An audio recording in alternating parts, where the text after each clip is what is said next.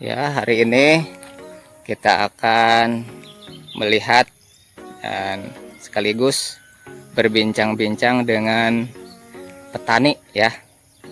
Beliau adalah petani, sekarang lagi menggeluti fokus di pisang sunpress atau cavendish dan jenis-jenis lainnya. Ini adalah salah satu kebunnya yang di dekat pinggir rumahnya. Ya, ini ada salah satu ya, masih ada kebun lainnya yang kapasitasnya lebih luas dan lebih banyak. Ini adalah yang dekat dengan kediamannya.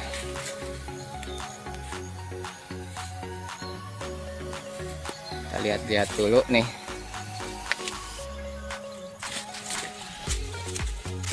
Nah, ini beliau lagi bersih-bersih, rapih-rapih.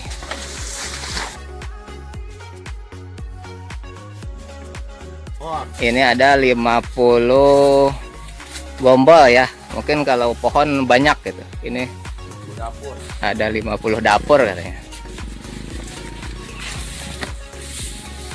Kemarin habis panen sebagian.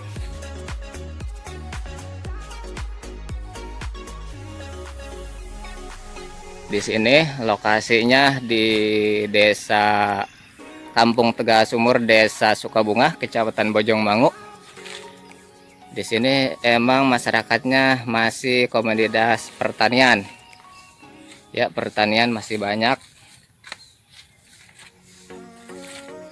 Salah satunya ini dengan Pak Jojo atau Bapak Haji Yusuf Saifullah.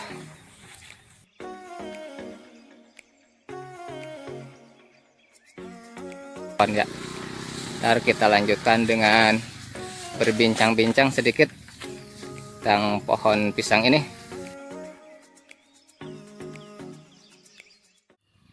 Ya, sekarang lanjut kita bincang-bincang dengan pemiliknya, dengan Bapak Haji Jojo atau Bapak Yusuf Saifullah, seorang petani pisang cavendish atau pisang sunpress yang sudah lumayan bagus dan banyak di sini.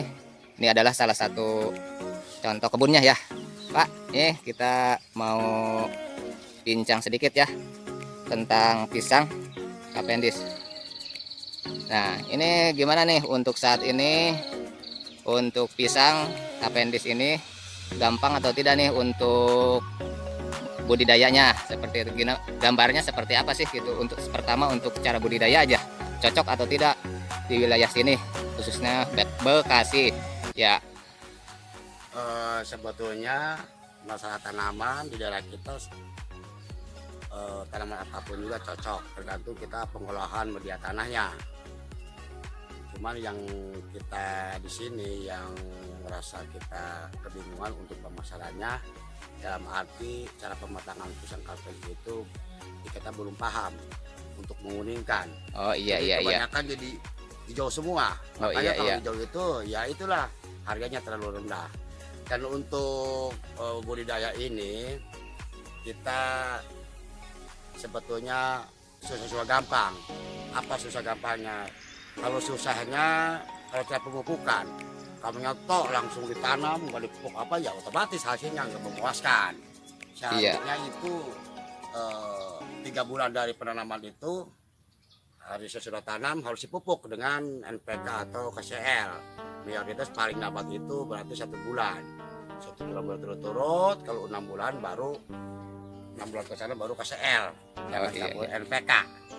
Begitu. Jadi sebetulnya di daerah kita ini, daerah Bojongmangu khususnya, Kabupaten Bekasi, yang merupakan tanah itu semuanya bisa diolah dan subur juga, tergantung kita secara pengolahan tanahnya itu tergantung kitanya.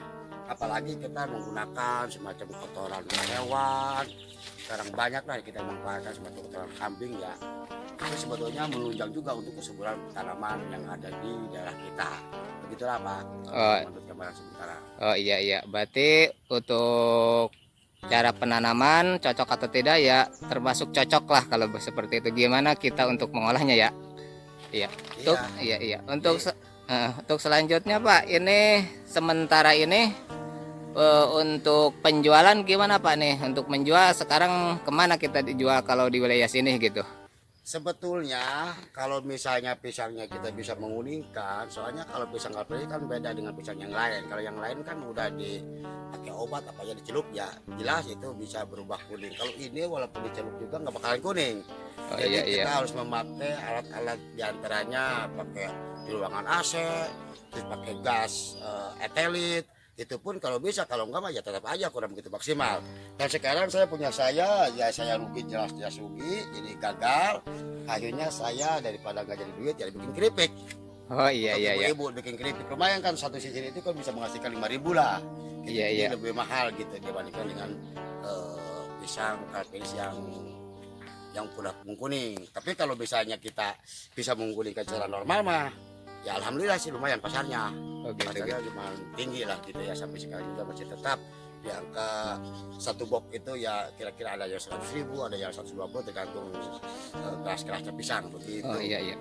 Berarti sekarang selain dibikin keripik juga terus berproses ya cara memprosesnya agar bisa menguning seperti yang ada di pasar-pasar dan biar bagus gitu ya Pak ya? Ya tetap saya nggak mengeluh, dalam arti tetap semangat, akan saya usahakan sebisa mungkin dengan cara apapun caranya, yang penting kita bisa menguning dan kita maksimal. Soalnya saya rencana mau memperbanyak lagi, bukan berarti kita saya sudahnya tidak menguning itu mengeluh, tidak, tetap atas berjuang sampai-sampai sampai mana saya tetap akan berusahakan pisang saya ini bisa menguning secara normal seperti orang pisang-pisang punya orang lain begitu. Oh iya iya.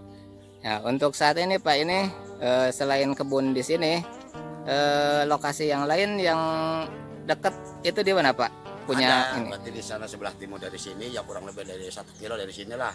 Kalau di sana kan lebih luas dan tanaman juga nggak hanya sekedar pisang saja. Di sana diantaranya kebun yang kurang lebih 1 hektar itu banyak sumbang sarinya, terutama Iya, iya. pisang ini, keduanya pohon pepaya California, dan itu juga ada saya mencoba menanam bawang merah.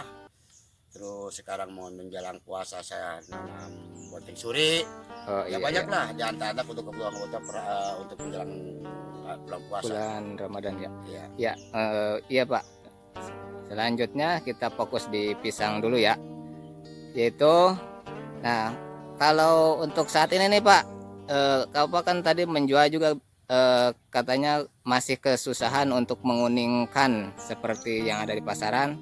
Jadi sekarang yang udah berjalan itu diopernya kemana tuh Pak? Ya sekarang ya alhamdulillah berarti kita ngirim-ngirim ke warung-warung yang ada di pinggir jalan itu ya, sampai Cilongsi, Cibarusa, juga pasar kita Sukabumi aja sebagian lah, sebagian kita udah dikirim gitu yang mempertanya agak bagus gitu, cuman belum bisa meluas kita. Iya iya iya.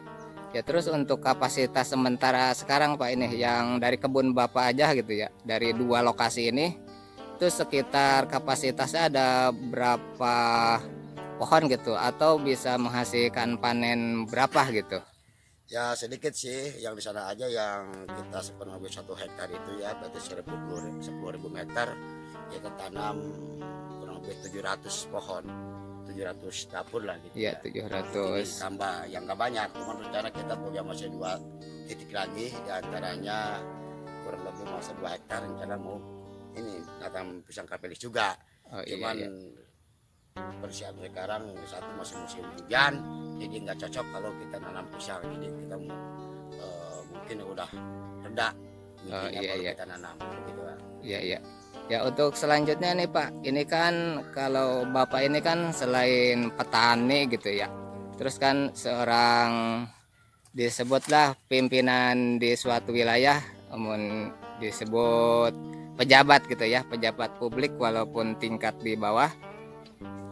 Itu untuk program ke masyarakat gitu. Selain Bapak kan harusnya ditularkan lah ke rekan-rekan petani lain. Itu gimana programnya Pak untuk seperti itu? Jadi saya punya program di kala saya udah sukses untuk mengulikan pisang kalpelis ini. Jadi diwajibkan warga terutama warga Sukabunga, diwajibkan itu per rumah itu tanam pisang kalpelis itu 5 pohon.